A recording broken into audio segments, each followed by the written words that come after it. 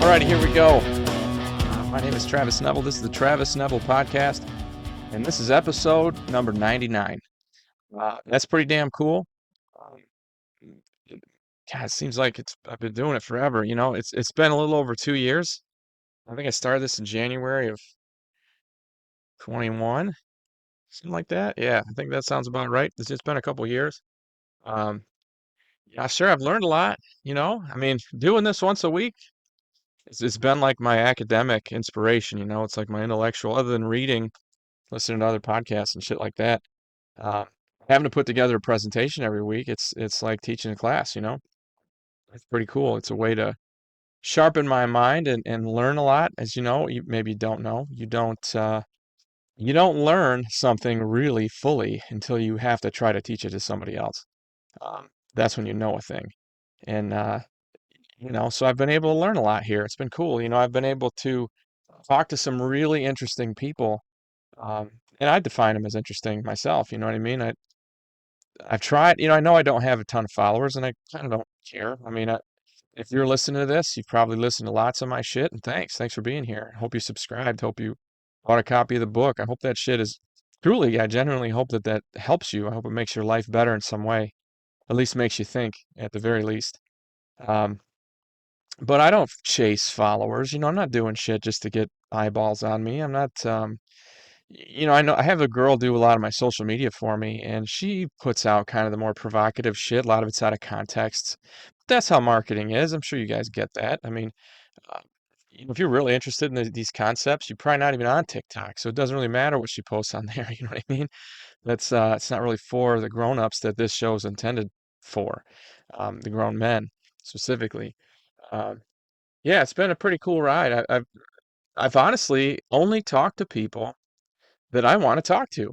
Like the having this podcast has been like it's like having a backstage pass almost. Like I can reach out to somebody who's interesting to me. It's another author or a therapist or psychologist. You guys have seen the types of people that I've been able to talk to, and I'm just like, hey, you want to be on my show?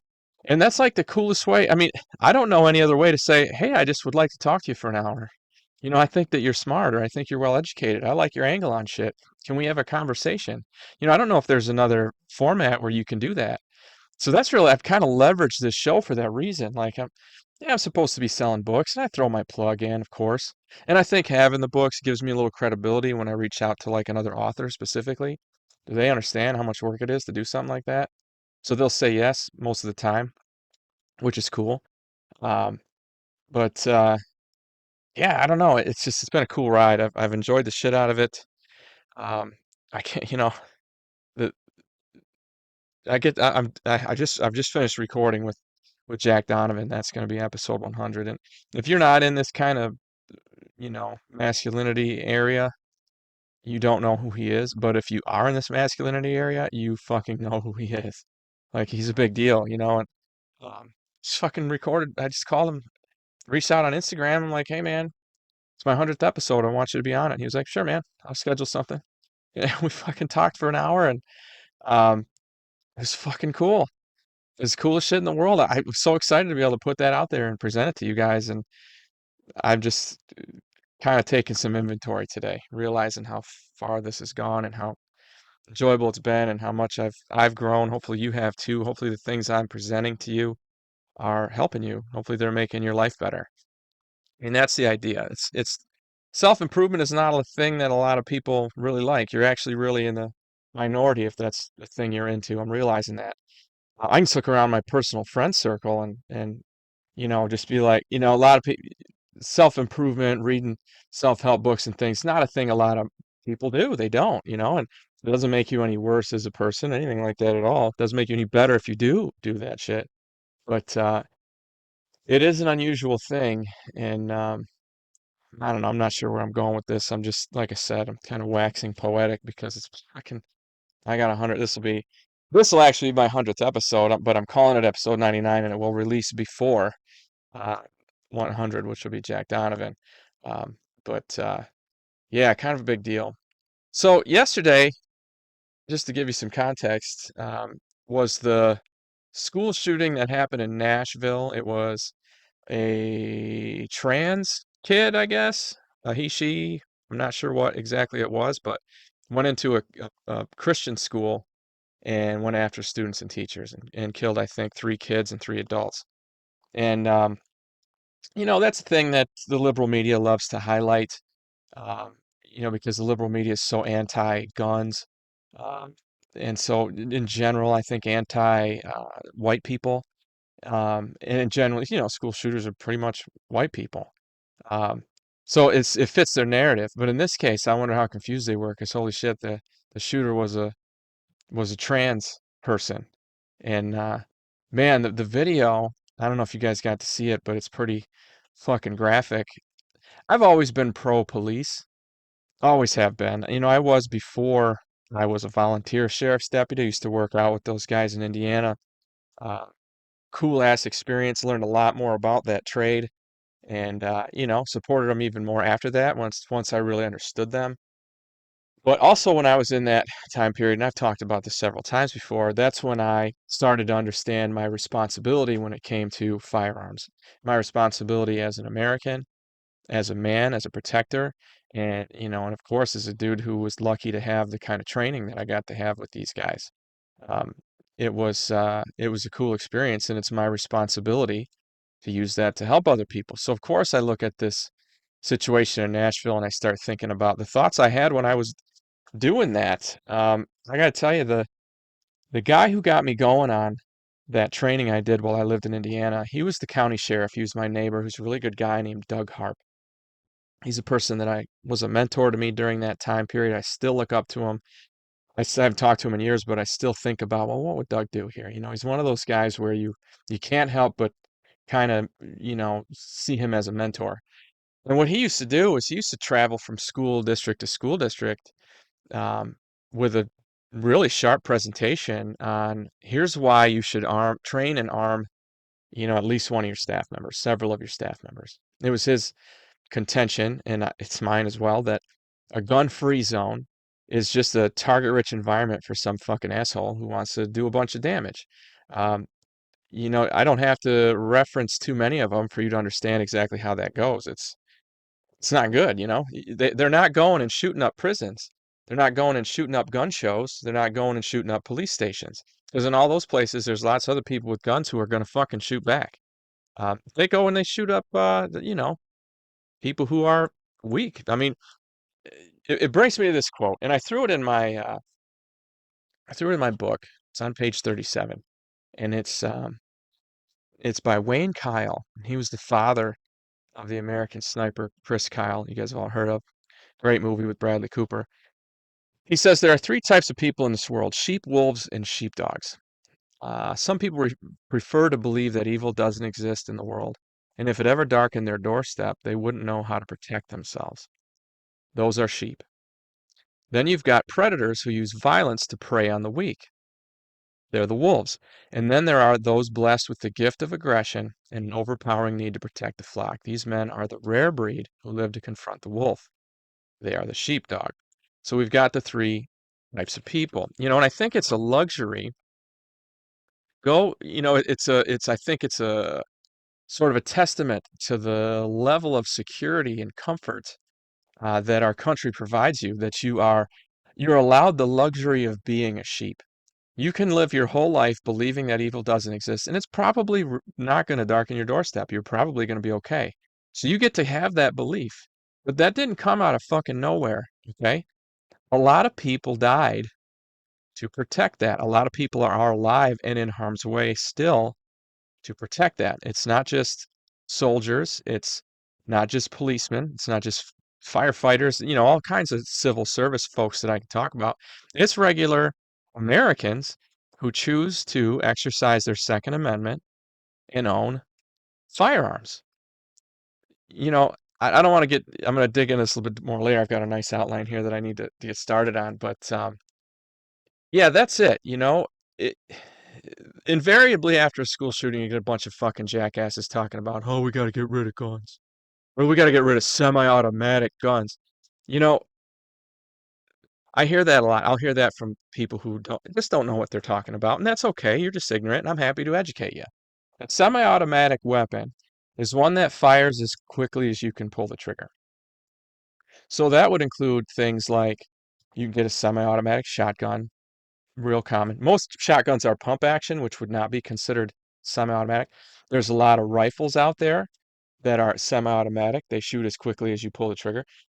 Pretty much every handgun. I mean, there are some old ass like single action Colt revolvers that are not semi-automatic. You got to pull the hammer back, but pretty much every pistol is semi-automatic. It fires as quick as you pull the trigger. I think when people say semi-automatic, they're thinking automatic, like it's a fucking machine gun.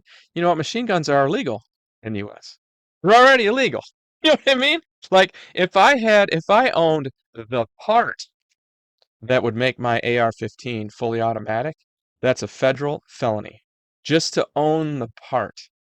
Okay? That's how illegal it is. So there is no law that's going to be changed here. See, nothing's going to happen. And here's the thing. I'm taking too long to get into this, but I'm going to call this episode Overcorrection. Because this is what would happen if you took guns away. Okay? And everybody's going to talk about this. All the sheep are going to talk about how we got to get rid of guns because they believe guns do the damage. Okay? First, I want you to Google the Bath Schools disaster. It's a thing that happened in Michigan here almost exactly 100 years ago, and it was the first school mass killing. And it was a fucking bombing. The dude had dynamite and he blew up the school building. Then he came back later with his car and blew up a bunch of survivors and a bunch of the like first responders. It's bad shit, dude. You kill a lot more people with bombs than you can with guns. So if you eliminate guns, you're not going to eliminate school disasters. They're not going away. Hey, they were here before guns were, super popular, and they'll be here after. Okay, the school thing, that's really not going away until you start defending the school. Okay, like my friend Doug Harp was a proponent of. Okay, so gun-free zones, I think, are fucking stupid. Like I said, it's ridiculous. It makes a target-rich environment. Let's everybody go in here and shoot your ass off until the police show up, if they show up. And if they're as bad as they were in Uvalde, or Uvalde, or however the hell you say that, you're gonna have an hour after they get there. You know what I mean? Now you watch these cops in Nashville. They fucking did it right. They're like, "Give me three, let's go. We're going in. We're finding this motherfucker." And they cleared room to room till they heard shots, and then they beeline towards it, and they shot the fuck out of the shooter until they were dead as hell. I mean, that's how it should happen. I would even argue that it should be worse than that. I was talking to my buddy Butch on the phone, I was texting with him yesterday. He's like, "Fuck, dude, drag him behind a truck until there's nothing left. That's what you should do with school shooters." I'm like, "Hell yeah, dude." But you got like terrorist style, like put it on YouTube. That's the kind of shit you got to do with school shooters. Make the what's going to happen as a result fucking terrible. And that's what you have to do. And I think arming staff is actually you have to do that. You've got to start protecting your school. And it isn't about keeping the guns out, it's about having a reasonable defense capability. Okay, so if the guns show up, if you have one, you're going to get killed pretty quick. That's that. Also, the accountability piece for parents and kids, it's just not there. I mean, when we get in fights in school, I can remember being in the principal's office and you leave with some life lessons. I ain't got in a fight. Well, fuck, man. Good job. You beat up your bully. Don't do it again. Still got to suspend you. You know what I mean? Um, Now you leave with a prescription and a diagnosis because it can't be your fault. There's no way it was your fault. There's something wrong with you. You got some genetic issue. That's what happens. There's no fucking accountability. Parents either. They want to blame the school. They want to blame society. They want to blame social media and video games and all this bullshit. Fucking blame yourself. Raise your kids, dude. How about that? That would help. Okay, that would help, and it wouldn't change. That would change the issue with guns. I mean, because 50 years ago there were no school shootings. Shit, I can remember seeing a rifle in the back window of a truck in the school parking lot. I think it was at my high school. I definitely saw them in college around hunting season for sure. But kids didn't take them. It wasn't a big deal. It's like, do you know what a gun is for? You're responsible for it. You don't, you know what I mean? It's just not a thing that happened.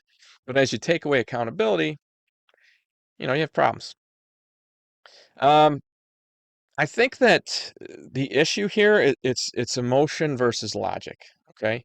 When you look at research and really actually do your own research, you find that the cities, states, municipalities, break it up however you will, countries with the highest level of gun ownership have the lowest level of homicide. And what that is like I said, a reasonable, uh, you know, acceptance of defense capability. It's like, all right, I know that I could get shot at any time. When I lived in Indiana, everybody had a CPL because they basically give them away at Walmart. Like it's very easy to get a CPL, which I'm not saying is wrong. Um, and so I always knew that. I was always armed, but I never even flashed that thing because I figure whoever else is around me, they're armed too. You know what I mean? And that makes you change the way you act. Um, it does when there's repercussions right in front of you, you know? So do you want it to actually be safe in a school, or do you want it to feel safe? We can't have metal detectors because that's gonna scare people. We wouldn't want people scared. Well, you know what's worse than scared? Fucking dead. Dead kids is worse than scared. All right? That's what's worse. So if that's what you feel like you need to do is put metal detectors in, then fucking put them in there. The idea is we're keeping your kids safe while they're here. And again, I think metal detectors are less of a deterrent than people think they are. You know what I mean? It's probably helpful for, like, let's say it's a basketball game at a school where you're bringing in a lot of community members in addition to your students. But I think that the students need to be aware that they'll get shot if they bring in a gun. Yeah, I think about the Patriot Act happened after 9/11, where um, and that was a Republican government, and I don't give a shit. I think Republican, Democrat, they're all just power hungry. So who cares? So I kind of write them all off most of the time. But the Patriot Act, it was big piece of legislation that basically took away a shit ton of your freedoms, and allowed the government to spy on you like you have no idea. They could watch all your text messages, all your emails, no matter what you did, they can watch it. And that just actually, part of that got overturned in Michigan just this last ballot here in 2022. So it's been almost 20 years, and we got some of our privacy back. And that's all it was. Patriot Act, everybody was scared. So the government's like, oh, we'll make you not feel scared anymore. And we'll do all these things and take away all your freedoms so that you don't have to feel scared. Man, it's feelings versus facts here. Is it about feeling safe, or is it actually fucking being safe? You know what I mean? That's the difference. And I think the Patriot Act was the same way. It made people feel better, but I don't know how much safer anybody was. I mean, the things that happen in airports now, yeah, gonna be it's gonna be pretty tough to get a weapon onto an airplane. But shit, people take them down with fucking box cutters. I'm not making light of it. It is what it is, and that has more to do with people just being afraid. Like, oh, he might cut my arms. You're gonna live, dude. But if they take over the plane, you're gonna die. You know, like really weigh that out. Um, you guys remember the movie A Few Good Men? It was the one where Tom Cruise very famously he's really badgering um, Colonel Jessup, who's played by Jack Nicholson. And at one point, Jack Nicholson yells, "You can't handle the truth," right? Um, and then he goes into this speech, and the speech essentially is, there are terrible things that happen on the outskirts of our country. There are terrible people who want to do terrible things to you and everybody here. And it's men like me who stop that from happening. And do you want a man in that position, on that wall? He calls it the wall. Do you want a man on that wall who's soft, weak, affable, politically correct, leftist, liberal? Or do you want somebody who's a fucking ass kicker? Do you want a motherfucker up there?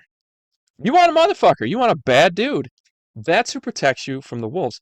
Those are the sheepdogs, okay? You are sheep, most of you. I mean, you guys listen to this, you're probably not, because I've been hopefully getting through to you. But most of your country is sheep. You know that. Most of the world is, in fact. Wolves are people who try to take advantage of your naivete. They try to take advantage of your idea that evil doesn't exist. Well, it does. The reason you don't see it is because the sheepdogs are out there tearing up those fucking wolves. And most of the time, you don't even hear about it. I mean, I would love to see the liberal news media finally once start talking about how many times a crime was stopped or prevented from even happening by a legal gun owner. You're not going to see that on the liberal media. But I'll tell you what, I read some numbers the other day. It happens like 30 times for every school shooting. You know what I mean? It happens all the time. Crimes don't get committed because good guys with guns stop them. But you don't see it on the news. You don't see it on Facebook. You don't see it on any of the liberal media. It's just how it is. And it fucking sucks, you know? Guns are they're like a necessary evil. And eliminating them, as I said earlier, all right, we're going to take the guns out of the school so that people don't feel unsafe. But kids will die. So we're going to solve one small problem and cause a way bigger one, right? That's why I'm calling this episode Overcorrection. I think that the changes after 9/11 did, in a lot of ways, help to increase specifically airplane safety. Uh, but all of the spying and all the bullshit, the stuff that you don't even know about, you that didn't help anybody.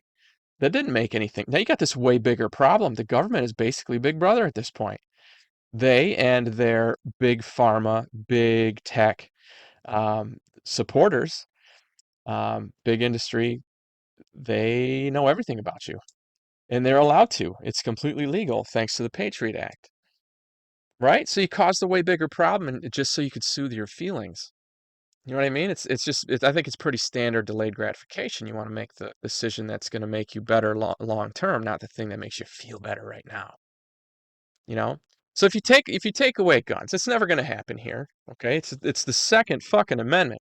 I mean, I think the framers of our Constitution, granted these guys are 250 years ago, um, they knew a couple things. The first thing they were like, all right, we don't want the government ever telling us what we can and can't say, especially about them.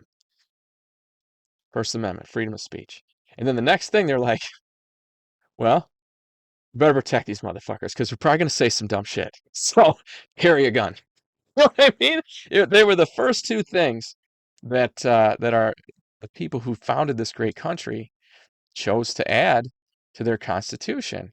And this is the thing that everybody just, I think the left skips over this, that that it's written to protect you from a potentially oppressive government. You don't have guns just to protect yourself from other people, your neighbors and shit like that. I mean, that's definitely an upside. Okay, that's definitely a thing that you day to day would take advantage of and protect other people. Um, but the biggest thing, and this would never happen unless we got into a situation. You'll hear me talk about this. You heard me talk about this with Matt, the father of the tribe. He was talking about what guns are like in Australia, and you guys know this. Their lockdowns were way fucking worse. Their government was way fucking harder on them because their government knows that their people are not very well armed and cannot really stand up to the government, right? You don't realize that. It's everything you've had to see. It's everything you've had to deal with because those guns have always been there. We've got 331 million people here in the U.S. as of the 2020 census. And we have 434 million guns, I think. That's more than 1.3 guns for every soul, from somebody who's born today to somebody who died today. Every heartbeat in the U.S. got more than one gun at this point. You don't think that's significant? Okay, you might think it's a bunch of crazy rednecks running around firing them off in the air, drinking a beer. Doesn't make you a bad person if you do that. Just be safe, right? Um, but really, all of those guns are why we have never been invaded. Okay, I've talked about this before too. In World War II, when the Japanese uh, bombed Pearl Harbor, came after Pearl Harbor, two waves, and took out our Pacific Fleet pretty thoroughly.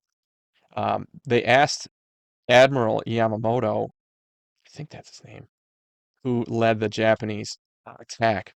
He was asked at a later point, why didn't you continue on to the American, um, you know, the contiguous 48 states? Why didn't you go to the mainland? And he said that in the U.S. there's a rifle behind. We'd have encountered a rifle behind every blade of grass. You make no mistake, that's another reason why we've never been invaded. You think about like a Red Dawn scenario, or even think about Afghanistan or Vietnam or the two wars that we lost. Um, why did we lose? Well, because it wasn't about just bombing the fuck out of them. You eventually have to put foot soldiers on the ground and fight man to man. And if you're at a place where they're really well armed and they know the terrain, even our Revolutionary War was this way. It's why we won. Because we knew the land better than they did, and we wanted it more than they did. And we were pretty well armed, especially when we had some French help in there that helped. But that's why no one invades us. Okay? It isn't, we have a great military, that's for sure.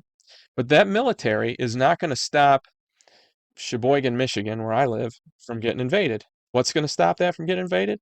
A public militia. Okay? Farmers, fucking truck drivers, regular dudes who live there, who are well armed and are like, you know, pry it from my cold dead hands. You're not taking my town. You're not fucking with my women or my kids. Good fucking luck. I'm going down shooting. That's what that's what would help in the nether regions, sort of the U.S. When you get outside of the big cities, that's how you win. Okay. Nobody in the on the planet has enough tanks to get as far out as where I live, to get as far out as Sheboygan, Wisconsin. That one starts with an S. You see what I'm saying? So when it really comes down to it, you could probably take over the cities if you're another military, but you're not getting into the country. You know what I mean? Into the rural places. You'll lose. You'll just fucking lose. You don't have enough tanks and guns and shit. And there aren't enough. I don't know that about nukes. Nobody's gonna nuke a whole country. When you try to take over a country, you try to take it whole. You want their resources, you want their people, you want the land, you want it to be your own. You're trying to, like Russia's doing with Ukraine. They're blowing some stuff up, but they're not nuking it. They want to absorb it and make it part of Russia, right? So that's one reason. That's what would happen if you eliminated guns in the U.S. Instantly, we are far more vulnerable to foreign attack. And what's far worse than that, um, the fewer Americans who are armed, the more dangerous the government becomes, like I kind of alluded to in Australia. Um, I don't think that this government would be a problem because they're a bunch of liberal pussies. They're not going to do anything. They're afraid of guns. But future leaders and groups who, I think by human nature, I said this earlier, if you're in politics, if you're seeking power, well, you're fucking power hungry if you're seeking power. That's how it is. It's the same thing.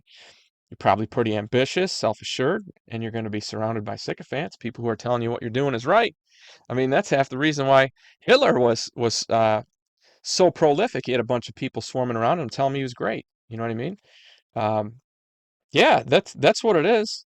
So, oh, cool. We won't have the 3 school shootings we have a year, but the government will take us over and take away a bunch of your fucking freedoms. Right? Which one's worse? I mean, I'm not saying school shootings are good.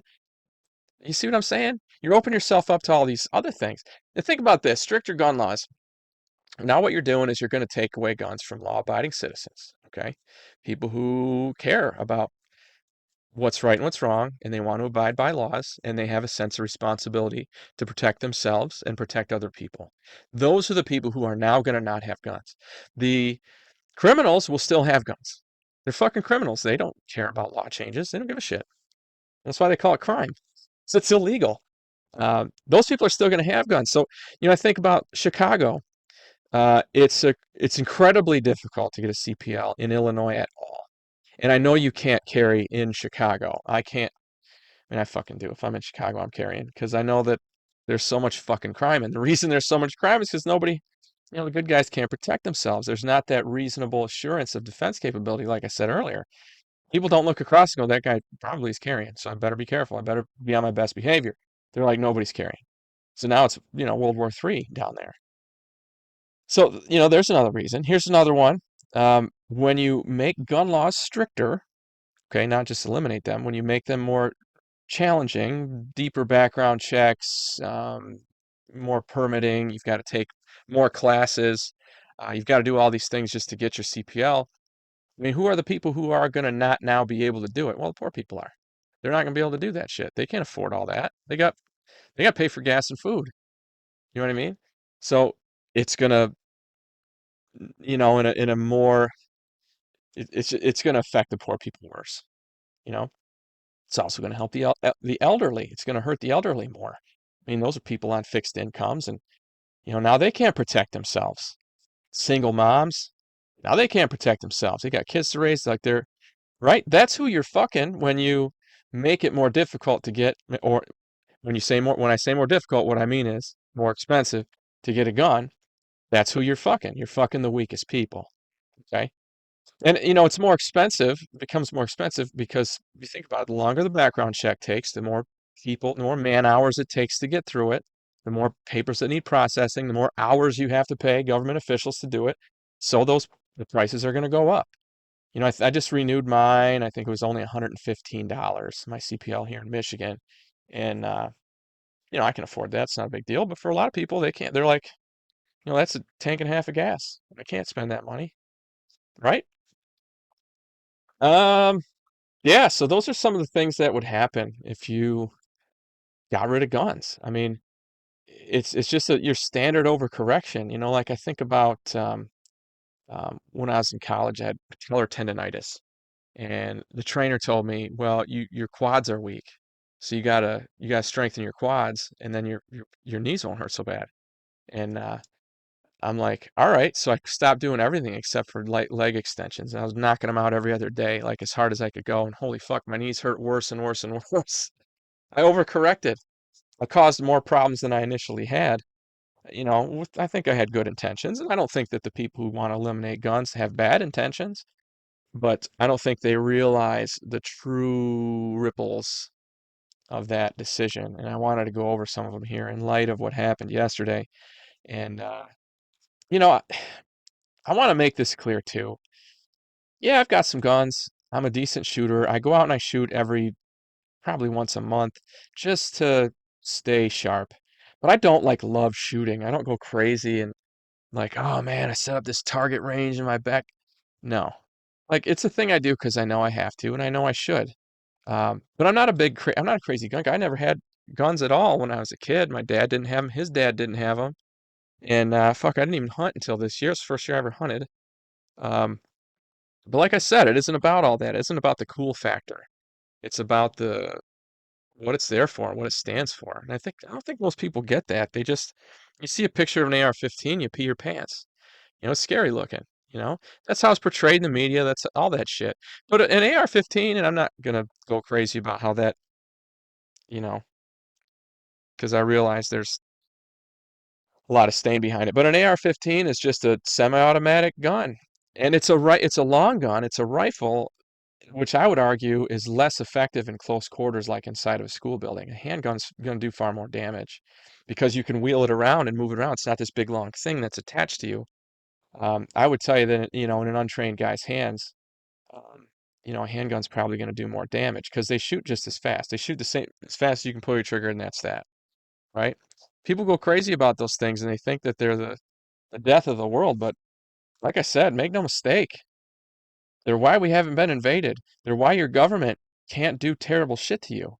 They're, at this point in most states, it's accessible for poor people to defend themselves, and elderly people, and single moms, and minorities, and people who make less money. You know, and I just really want to hammer this one last point down. If you believe that evil doesn't exist, if you're a sheep in the definition of Wayne Kyle, good for you. That means you've lived a life that you've been able to successfully avoid like violent adversity, like terrible shit. You never lived in a bad neighborhood. You never had experienced any terrible shit. And good for you. That means you're making some decent decisions, I would think. But you're not. You're an exception. Okay, um, you are. Evil exists. Okay, there are wolves out there, and make no mistake about it. You eliminate guns, there are going to be a lot more wolves. Okay, and there are only so many sheepdogs out there. There are only so many of us who are willing to protect other people and understand the responsibility that comes with it. There are only so many Colonel Jessups out there who are willing to stand up for you, the sheep. Okay. And again, when I say that to you, I know you guys who listen to this, you're not sheep. I know that. Um, anyway, yeah, overcorrection. Don't get rid of guns. It's going to cause a whole lot more fucking problems. Just quit being such a pussy. Learn how to use them. If you're afraid of a thing, go do it. I've said that from the beginning. It's the first chapter of my first book. You got to beat fear before you can do anything else. If you're scared of guns, go start fucking with some guns. Go start learning. Go talk to your local sheriff like I did. Go down to a gun store, start handling them. Go talk to one of your crazy uncle who has a few and knows what he's doing. Um, Learn to not be afraid of it. You know what I mean? Move forward that way. Anyway, episode 99. This is the Travis Neville podcast. I hope that in some way this show has helped you to get your shit together.